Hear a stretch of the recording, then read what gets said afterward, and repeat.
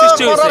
এই সন্দেহ কি বারবার এই দাবি নিয়ে কথা বলতে যায়, কিন্তু আসলে কথাটা বলে না। কিন্তু তাহলে বিক্রি হয়ে গেলে তো শেষ, আস্তে আস্তে করে কমবে। এটা বিগত দিনে হয়েছে, দীর্ঘদিনে। হ্যাঁ ঠিক আছে, আমরা বলতেছি আমাদের যে কথাগুলো আসলে কি মোট উপদেষ্টা প্যানেলে পৌঁছায় না, মানে যারা আসলে যায় তারা পৌঁছায় না, তারা কি করে আসে আসলে কেউই জানে না, স্পষ্ট হয় না। এই জন্যই আসলে মূল সন্দেহ।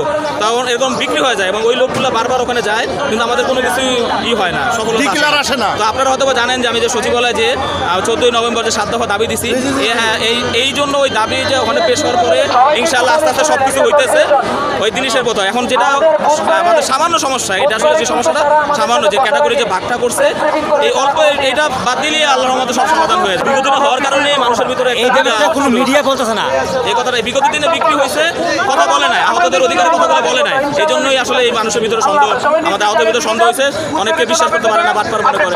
এই জন্যই আমরা আসলে এই ঘটনাগুলো। ধন্যবাদ।